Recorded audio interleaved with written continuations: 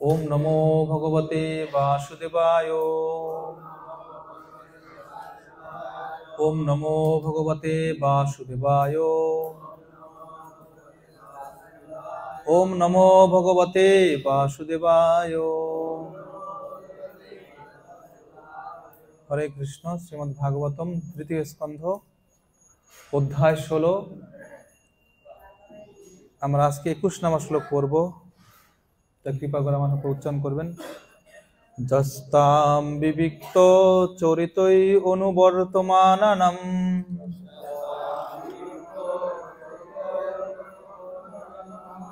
নত্তাদ্রিয়াৎ পরম ভাগবত প্রসঙ্গঃ।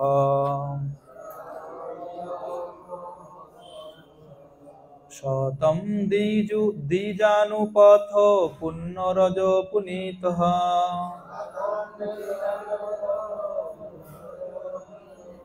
শ্রীবৎস লক্ষ্ম কিমগা ভগভাজনস্তম।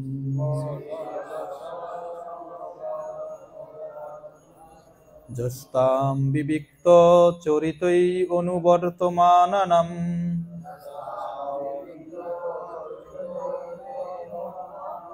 নত্তাদ্রিয়াৎ পরম ভাগবত প্রসঙ্গঃ।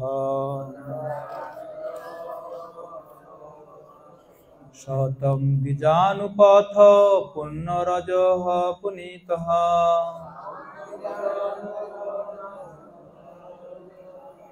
শ্রীবৎস লক্ষ্ম কিমগা ভগভাজনস্তম।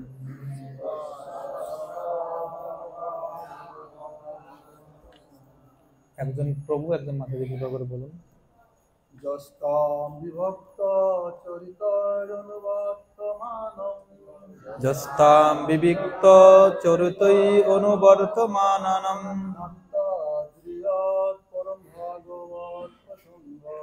নত্তাদ্রিয়াৎ পরম ভাগবত প্রসঙ্গঃ।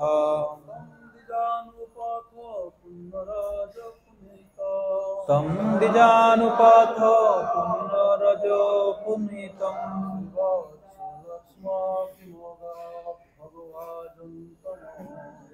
শ্রীবৎস লক্ষ্ম কিমগা ভগভাজনস্তম।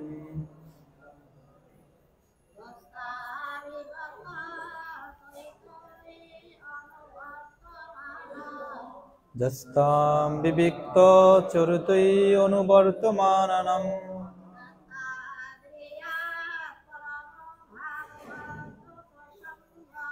নত্তাদ্রিয়াৎ পরম ভাগবত প্রসঙ্গঃ।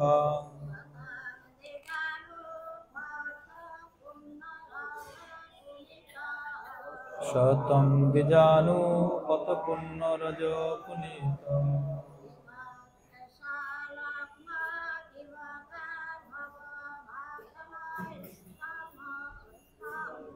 শ্রীবৎস লক্ষ্ম কিমগা ভগভাজনস্তম।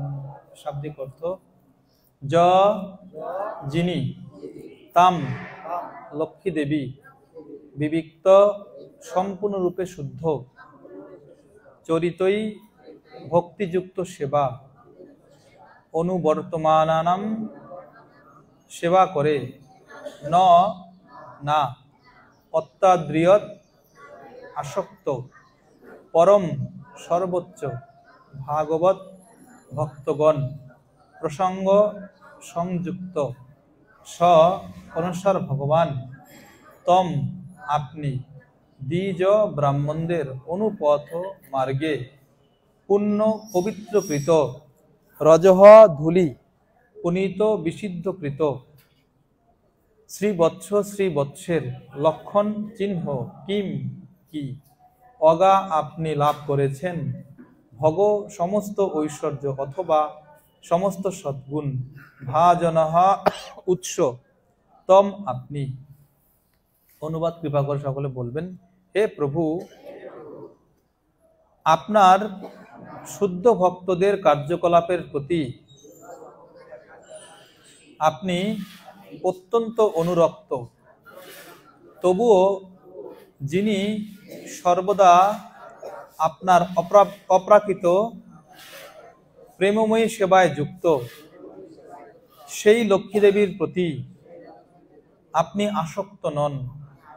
অতএব ব্রাহ্মণেরা যে পথে বিচরণ করেছেন সেই পথের ধূলির দ্বারা আপনি কিভাবে পবিত্র হতে পারেন এবং আপনার বক্ষের উপর যে শ্রীবৎস চিহ্ন তার দ্বারা আপনি কিভাবে মহিমান্বিত হতে পারেন। তাৎপর্য শিল প্রভুপাদ কি জয়। ব্রহ্মসংহিতায় বলা হয়েছে যে বৈকুণ্ঠ লোকে ভগবান সর্বদা শত সহস্র লক্ষ্মী দেবীর দ্বারা সেবিত হন, তবুও সমস্ত ঐশ্বর্যের প্রতি বৈরাগ্যের ফলে তাদের কারোর প্রতি তিনি আসক্ত নন। ভগবানের 6টি ঐশ্বর্য হচ্ছে অন্তহীন সম্পদ, অন্তহীন যশ, অন্তহীন বীর্য, অন্তহীন সৌন্দর্য, অন্তহীন জ্ঞান এবং অন্তহীন বৈরাগ্য। সমস্ত দেবতারা এবং অন্য জীবেরা কেবল লক্ষ্মী দেবীর কৃপা লাভের জন্য তার পূজা করেন, কিন্তু ভগবান কখনো তার প্রতি আসক্ত নন, কেননা তার অপ্রাকৃত সেবার জন্য তিনি এই প্রকার অসংখ্য লক্ষ্মী দেবী সৃষ্টি করতে পারেন। কখনো কখনো ভগবানের শ্রী পাদপদ্মে অর্পিত তুলসীপত্রের প্রতি লক্ষ্মী দেবী ঈর্ষাপরায়ণ হন, কেননা ভগবানের শ্রী পাদপদ্মে তুলসী সর্বদা স্থির থাকেন, কিন্তু ভগবানের বক্ষস্থলে লক্ষ্মীজি অবস্থিত হওয়া সত্ত্বেও কখনো কখনো তার কৃপা প্রার্থী অন্য ভক্তের অনুগ্রহ করতে হয়। কখনো কখনো লক্ষ্মী দেবীকে তার অসংখ্য ভক্তদের সন্তুষ্ট করতে যেতে হয়, কিন্তু তুলসী পত্র কখনো তার স্থান ত্যাগ করেন না, এবং তাই ভগবান লক্ষ্মী দেবীর সেবার থেকে তুলসী দেবীর সেবা অধিক পছন্দ করেন। ভগবান যখন বললেন যে ব্রাহ্মণদের অহৈতুকী কৃপার ফলে লক্ষ্মী দেবী তাকে ছেড়ে যেতে চান না, তখন আমাদের বুঝতে হবে যে ভগবানের ঐশ্বর্য দ্বারা লক্ষ্মী দেবী আকৃষ্ট হন, তার প্রতি ব্রাহ্মণদের আশীর্বাদের জন্য নয়। তার ঐশ্বর্যের জন্য ভগবান কারোর উপর নির্ভরশীল নন, তিনি সর্বদাই স্বয়ং সম্পূর্ণ। ব্রাহ্মণ এবং বৈষ্ণবদের আশীর্বাদের ফলে তার ঐশ্বর্য প্রাপ্তির সম্বন্ধে ভগবানের যে উক্তি, তা কেবল ব্রাহ্মণ এবং ভগবত ভক্ত বৈষ্ণবদের প্রতি অন্যদের শ্রদ্ধাশীল হওয়ার শিক্ষা দেওয়ার জন্য। শিল প্রভুপাদ কি জয়। হরে কৃষ্ণ। তা আমরা অনেকদিন ধরে এই প্রসঙ্গ শুনে আসছি। যারা আপনারা নিয়মিত শ্রোতা তারা জানেন, যারা নতুন এসেছেন তাদের জন্য আমি একটু বলছি। এই প্রসঙ্গের সূত্রপাত হয়েছে ব্রহ্মার মানস পুত্র, 4 জন মানস পুত্র, চতুর কুমার যাদেরকে বলা হয়। এই চতুর কুমার ব্রহ্মার দ্বারা এই কীর্তিত ভগবানের মহিমা কীর্তন শ্রবণ করেছিলেন, আর ব্রহ্মার শ্রীমুখ থেকে এই ভগবানের মহিমা কথা শ্রবণ করার পর তাদের মধ্যে ভগবানের ধাম বা ভগবান দর্শন অভিলাষ জন্মায়। আর এই অভিলাষ তীব্র থেকে তীব্রতর হয়েছিল। সেই জন্য তারা এই যে যোগশক্তির প্রভাবে তারা বৈকুণ্ঠ জগতে প্রবেশ করেছিলেন। আর বৈকুণ্ঠ জগৎ যখন তারা প্রবেশ করেছেন, এত সুন্দর সেই বৈকুণ্ঠ জগতের সৌন্দর্য, ঐশ্বর্য, যেহেতু তারা ভগবানের প্রতি কেবল আসক্ত ছিলেন, অন্য কোনো বস্তুর প্রতি তাদের আসক্তি ছিল না, সেজন্য অতুল ঐশ্বর্য থাকা সত্ত্বেও তারা কোনো কিছুর প্রতি তারা আসক্ত হননি। তারা নিরাসক্ত হয়ে সোজাসুজি তারা 6ষ্ঠ গেট পার হয়ে 7ম গেটে তারা উপনীত হলেন। আর 7ম গেটে যখন তারা এলেন, সেই 7ম গেটের যে দ্বারপাল ছিল, যারা ছিলেন এই পুরো ভগবানের যে ধাম বৈকুণ্ঠ জগৎ, এই বৈকুণ্ঠ জগতের দ্বারপালদের অর্থাৎ সিকিউরিটি গার্ডদের ইনচার্জ, এই ইনচার্জ দ্বারপাল জয় এবং বিজয়, তারা যখন দেখছেন এই 2-5-4 জন শিশু তারা ভিতরে প্রবেশ করতে যাচ্ছেন, তখন তাদেরকে আটকে দিয়েছিলেন, তাদের মহিমা, তাদের স্থিতি না বুঝে। যে আটকে দিয়েছেন 4 কুমারদেরকে, এই কুমারেরা অত্যন্ত ক্রোধান্বিত হলেন এবং ক্রোধান্বিত হলেন যে এরা এই বৈকুণ্ঠ জগতে থাকার যোগ্য নয়, কারণ এরা এর প্রভুর মনোভাব বুঝতে পারেনি। সেজন্য তারা এখানে থাকার যোগ্য নয়। তো তখন তাদেরকে অভিশাপ দিয়েছিলেন যে তোমরা সেই যেখানে বৈষম্যময় জগৎ জড়জগৎ তোমরা পতিত হও। দ্বারপালেরা যখন অভিশাপ প্রাপ্ত, তখন তারা বুঝতে পেরেছে যাদের অপরাধ হয়েছে, সঙ্গে সঙ্গে পাল্টা অভিশাপ বা পাল্টা কোনো কিছু না দিয়ে তারা ব্রাহ্মণের চরণে, এই কুমারদের চরণে পতিত হয়েছে। এবং এই কুমারদের চরণে পতিত হওয়ার কারণে দেখা যাচ্ছে ক্ষমা, কুমারদের মধ্যে করুণার উদয় হলো।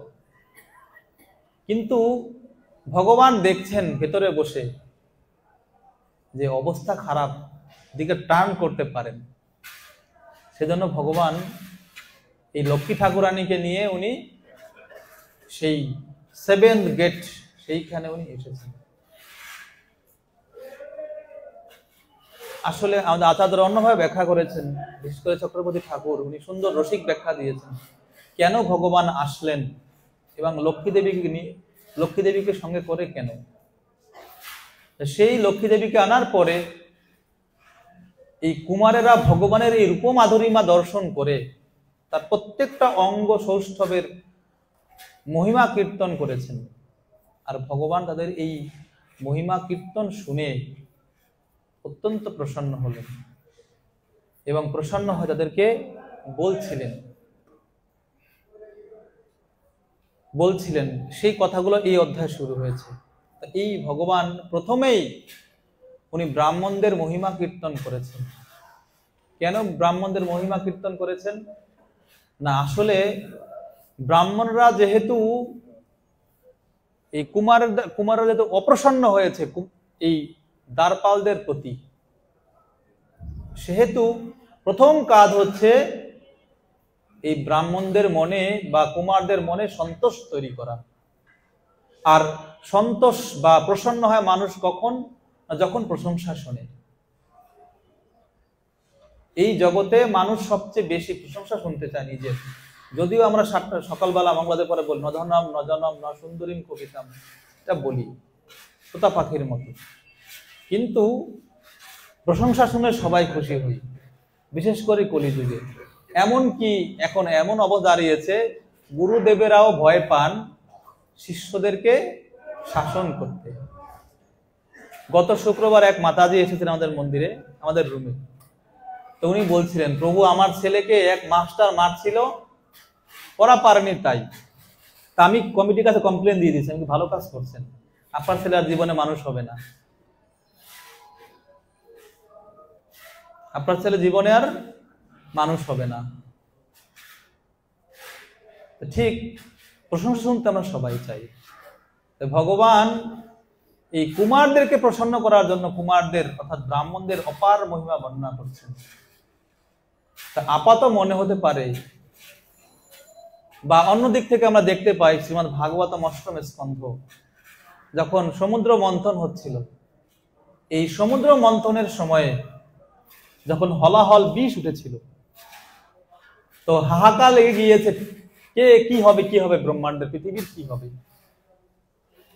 ভগবান সাক্ষাৎ ওখানে ছিলেন, কিন্তু ভগবান দেবতাদেরকে বলছে তোমরা যাও দেবাদিদেব মহাদেবের কাছে যাও, ওনার কাছে গিয়ে ওনার কৃপা প্রার্থনা করো।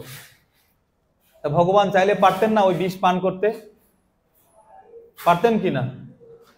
কিন্তু ভগবান বিষ পান করেননি। কেন বিষ পান করেননি ভগবান? অনেকগুলো কারণ। প্রথমত ভগবান দুগ্ধ পান করেন, বিষ পান করেন না। এই সংহার কার্য শিবের দ্বারা সাধিত করেন, তো যার সেবা তাকে দিতে চেয়েছেন। আর একদিক থেকে বৈষ্ণব শিব ঠাকুরকে ভগবান মহিমান্বিত করতে চেয়েছেন যে কত মহান বৈষ্ণবেরা।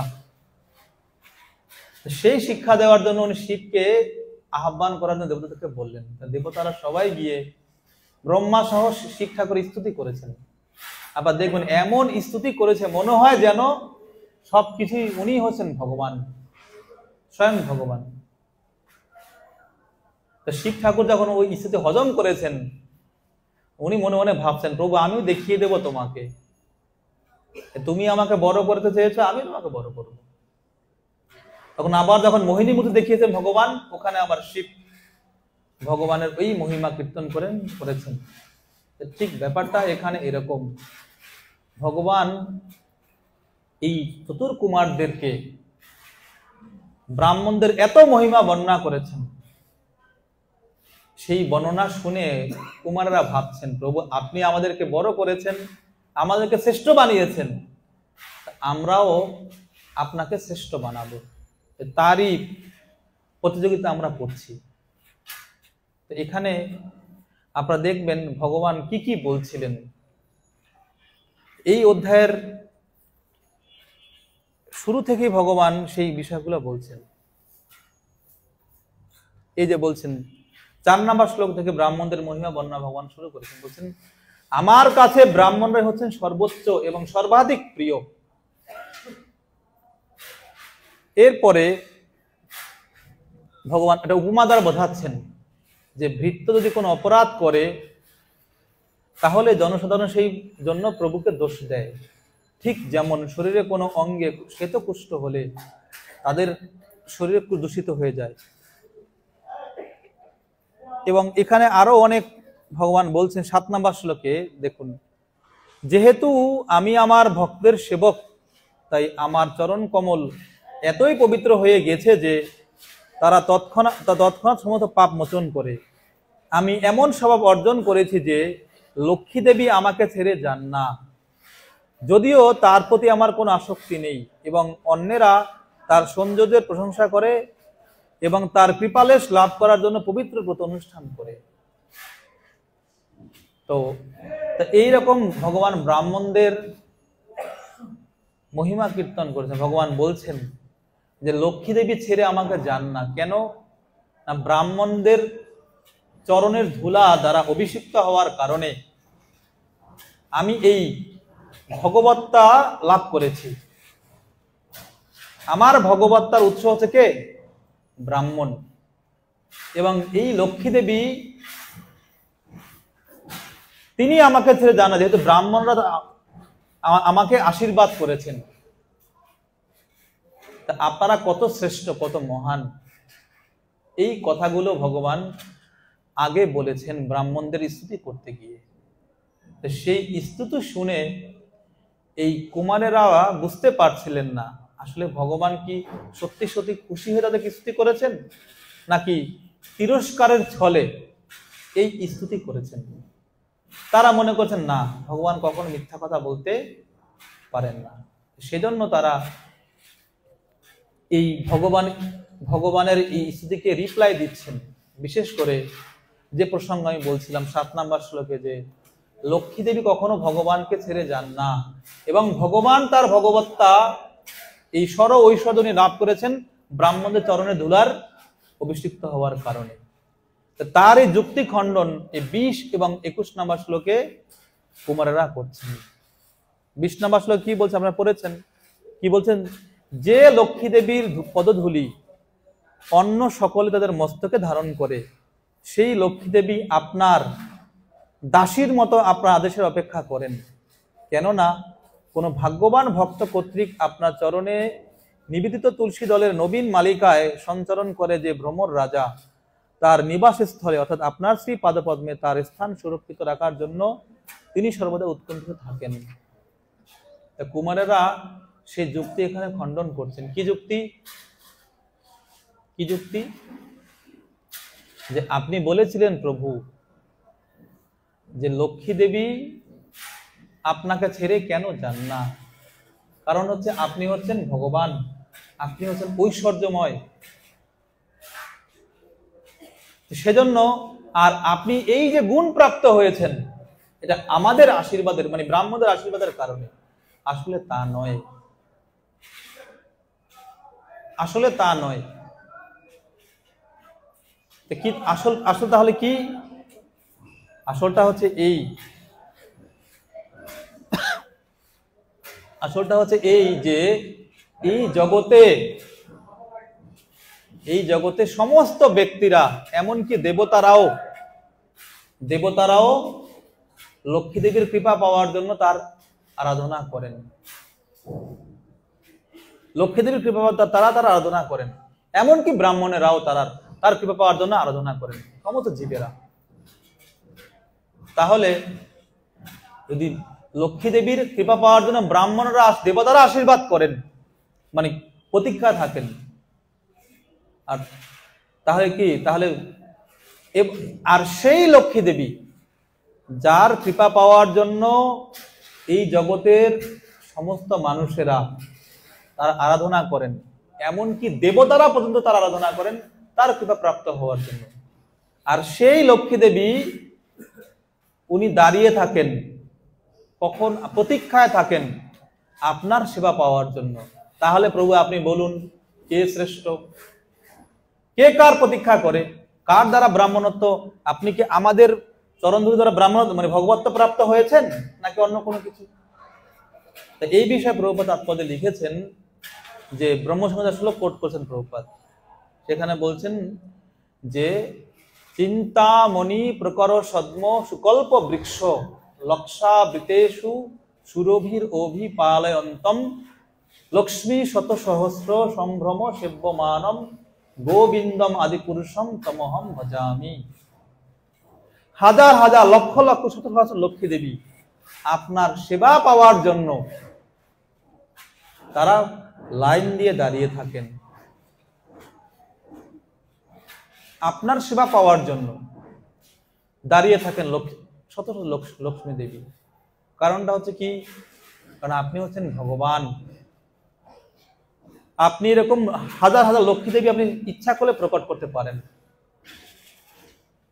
কারণ আপনি হচ্ছেন সরাট স্বতন্ত্র পুরুষ, আপনার কারো সেবা নেওয়ার, কারো দ্বারা সেবা প্রাপ্ত হওয়ার কোনো প্রয়োজন নেই, কোনো প্রয়োজন আপনার নেই। এজন্য ব্যাসদেব প্রথম শ্লোক ভাগবতম প্রথম শ্লোক লিখেন তেনে ব্রহ্মা যার আদি কবয়ে, এই যে জন্মাদর্শ শ্লোকের শেষ যে শব্দটা বলছেন ওখানে বলা হয়েছে কি অভিজ্ঞ সরাট, ভগবান হচ্ছেন অভিজ্ঞ এবং সরাট। অভিজ্ঞ মিন্স উনি সব কিছু সম্বন্ধে জানেন, ত্রিকালদর্শী, আর সরাট মানে কি উনি সম্পূর্ণ আত্মনির্ভরশীল, কারোর প্রতি ডিপেন্ড উনি করেন না। যদি ডিপেন্ড করেন তাহলে উনি ভগবান নন, তাহলে উনি ভগবান নন, উনি ভগবান নন। এখন প্রশ্ন হতে পারে ভগবান যদি ডিপেন্ড নাই করেন, আপনি বলছেন ডিপেন্ড নির্ভর করে না, কিন্তু আমরা দেখতে পাই দামোদর লীলায় যে মা যশোদাদি কৃষ্ণকে খাওয়ায়, তাহলে উনি খেতে পারেন। বা আমরা যে মন্দিরে ভগবান বিগ্রহকে ভোগ দেই, যদি ভগবানের ভোগ দেয় তাহলে ভগবান খাবেন, না হলে নয়। এটা ডিপেন্ডেন্সি নয়, যে লাভিং এক্সচেঞ্জ। এটা হচ্ছে ভগবান এবং ভক্তের মধ্যে প্রেমময় সেবার সম্পর্কের আদান প্রদান। ভগবান তার ভক্তের সেবায়, ভক্তের সেবা পাওয়ার জন্য, সেবা নেওয়ার জন্য, বা তার সঙ্গে এই ভাব বিনিময় করার জন্য উনি যেন স্বতন্ত্র হয়েও পরতন্ত্র হয়ে যান। এটা ভগবানের বিশেষ লাভিং এক্সচেঞ্জের সিমটমস। কিন্তু তার মানে এই না ভগবান উনি কারো সেবার জন্য ওনাকে অপেক্ষা করতে হয়। যদি সেবার জন্য অপেক্ষা করতে হয় তাহলে উনি ভগবানই নন, ভগবানই নন। বরঞ্চ এই সেবা, এই প্রেমময় সেবা বিনিময়ের ফলে লাভটা কাদের হয়? কাদের হয়? আমাদের হয়। কারণ যদি ভগবান সেবা গ্রহণ না করেন তাহলে এই জগতের জীব কি করে উদ্ধার হবে? যদি ভগবান কোন দ্রব্য না গ্রহণ করেন তাহলে আমরা কি খাবো? কোনো কিছু খাওয়ার থাকবে, সুযোগ থাকবে না। এই জন্য ভগবান উনি গ্রহণ করেন বলে আমরা এগুলো পাচ্ছি। তো এই যুক্তি দেখাচ্ছেন কুমারেরা, প্রভু আপনার এই ভগবত্তা আমাদের আশীর্বাদের কারণে নয়, আপনার এই ভগবত্তা আপনার কারণে, আমাদের আশীর্বাদের কারণে নয়। আপনি স্বতন্ত্র, স্বয়ং ভগবান। আমাদের আশীর্বাদের কারণে যে লক্ষ্মী দেবী আপনার বক্ষে বিরাজমান হয়ে আপনি মহিমান্বিত হন এমনটা না, বরঞ্চ লক্ষ্মী দেবী আপনার বক্ষস্থল থেকে তার শোভা বর্ধিত হয়। যেমন আমাদের দামোদর লীলা দেখবেন, ভগবান এই কুণ্ডল, কানে উনি কুণ্ডল পরেছেন। কোনো কোনো আচার্যরা ব্যাখ্যা করেছেন না, কুণ্ডল ভগবান যখন কানে ধারণ করে, কুণ্ডলে আনন্দ হচ্ছে কেন না, আমি ভগবানের কানে বিরাজমান হয়ে আমার শোভা বিস্তার হচ্ছে, আমার সৌন্দর্য বিস্তার হচ্ছে। দেখা যায় এই জগৎ দেখা যায় অন্য মানুষের বেলাতে কি, যে যখন মাতাদিরা কানে দুল পায় তখন তার সৌন্দর্য বেড়ে যায়। কি কারণে?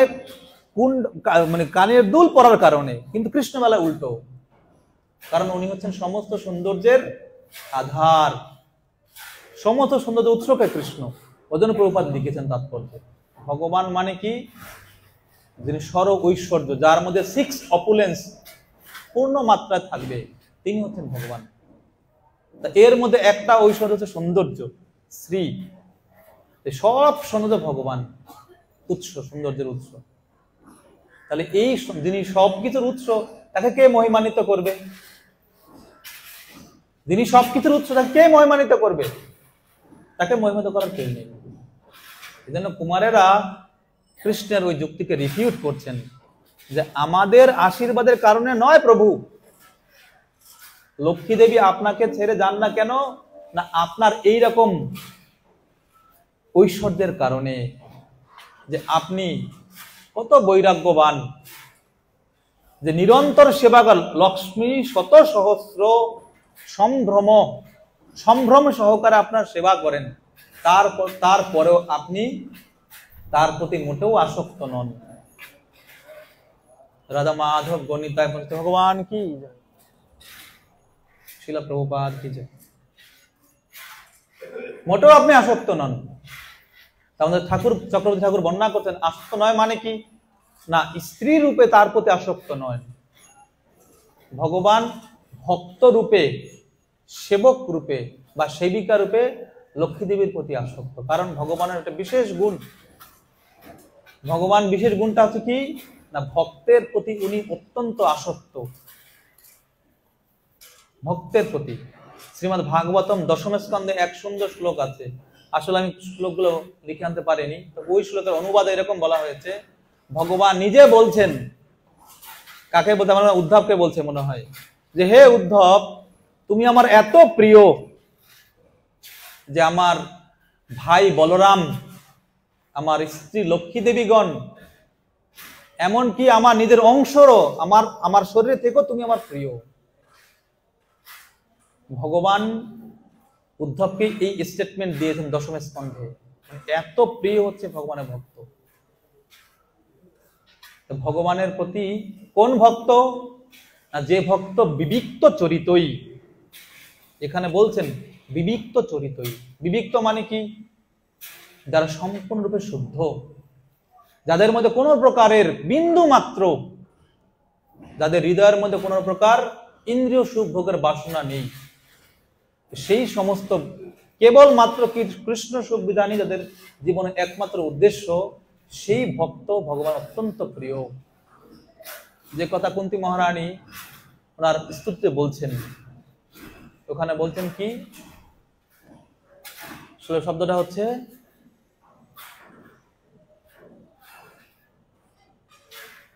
আর সদর মনে আসতেছে না, অকিঞ্চন বৃত্তয়ে। এই অকিঞ্চন বিবিক্ত একই শব্দ। এই অকিঞ্চন যারা, অকিঞ্চন মানে কি, যার মধ্যে কোনো প্রকার ধন সম্পত্তি নেই, তিনি ভগবান। তার মানে প্রশ্ন, গরিবরা ভগবানের প্রিয় না। অকিঞ্চন বৃত্তা মানে হচ্ছে যার এই ধনাকাঙ্ক্ষার প্রতি বাসনার স্পৃহা নেই, সেই সমস্ত ব্যক্তির কথা বলছে। টাকা পয়সা আছে কিন্তু তার প্রতি আসক্ত নন, এই সমস্ত ভক্তের বলা হয় অকিঞ্চন। তা আমার নেই, আমি আসক্ত হবো কোত্থেকে? ঘরে টেলিভিশন না, টেলিভিশন দেখি না, কিন্তু ভেতরে ইচ্ছা আছে। যেমন বাস ট্রেনে যাবেন, দেখবেন এখন সুন্দর ব্যবস্থা, বাসে যাবেন ট্রেনে যাবেন কি টেলিভিশন সেট করা আছে। তা আমাদের বাসে ট্রেন চলে, চোখটা চলে যায়, তাহলে কি? কিন্তু ঘরে আছে কিন্তু আসক্ত নন। এরা হচ্ছে অকিঞ্চন বৃত্তি, এই সমস্ত ব্যক্তির প্রতি আপনি অত্যন্ত আসক্ত। তার প্রমাণ ভগবান দিয়েছেন কোথায়? শ্রীমদ্ ভাগবতমের অম্বরীশ চরিতে। এই অম্বরীশ মহারাজের চরিত্র ওখানে বর্ণনা করা হয়েছে। দুর্বাসা মুনি ভগবানের কাছে এসে বলছেন, প্রভু, আরে আমি সন্ন্যাসী, আপনার জন্য কি না ত্যাগ করেছি। আমি জটা চুলে ফ্যাশন করছি না, দুর্বা ঘাসের মানে কি বলে রস খাই, কোন প্রকার কোন দ্রব্য গ্রহণ করি না। আপনাদের কত স্যাক্রিফাইস করেছি আমি, আর আপনি কি না এই গৃহস্থ অম্বরীশের পক্ষ নিয়েছেন। ভগবান বলছেন, আসলে এই ভাবগুলো চক্রবর্তী ঠাকুর খুব সুন্দর ব্যাখ্যা দিয়েছেন। তিনি বলছেন, ভগবান বলছে কি, হ্যাঁ দুর্বাসা, তুমি বলছো তুমি স্যাক্রিফাইস করেছো, কার জন্য? আমার জন্য নাকি তোমার নিজের ইন্দ্রিয়কে দমন করার জন্য? কার জন্য? কার জন্য?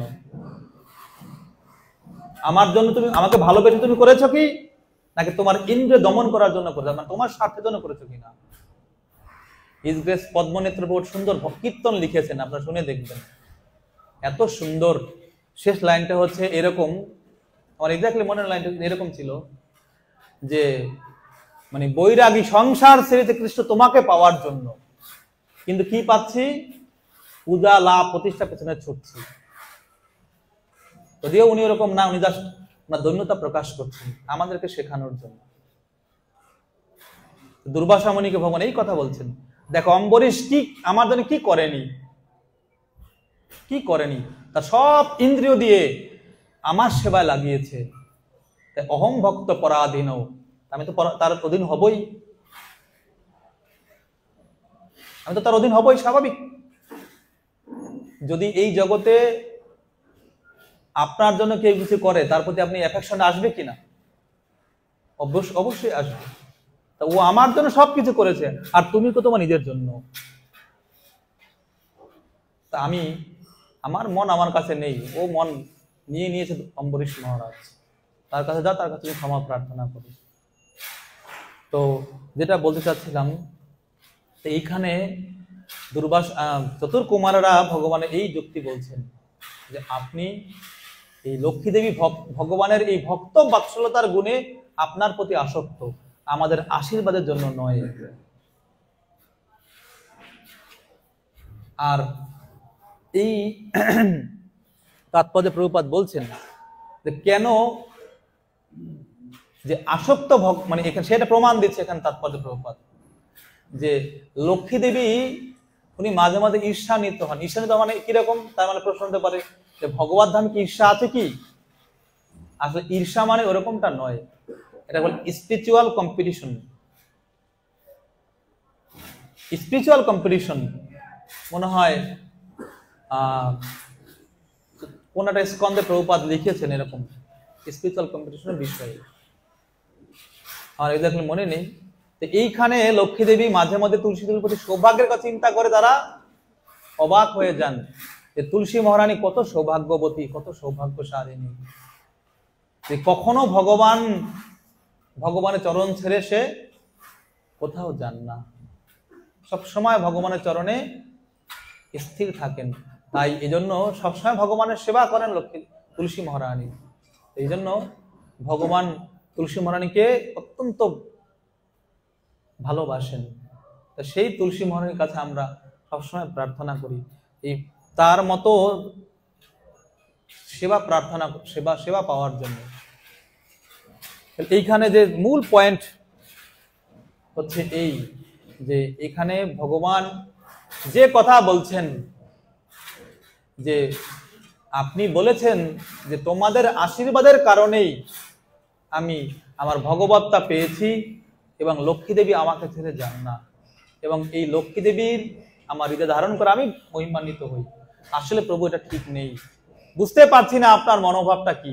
আমাদের মনে হয় আসলে এইটা নয়, আমাদের আশীর্বাদের কারণে নয়, আপনারই গুণের কারণে এই লক্ষ্মী দেবী মহিমান্বিত হন এবং আপনি শ্রীবস্ত্র ধারণ তাকে মহিমান্বিত করেন।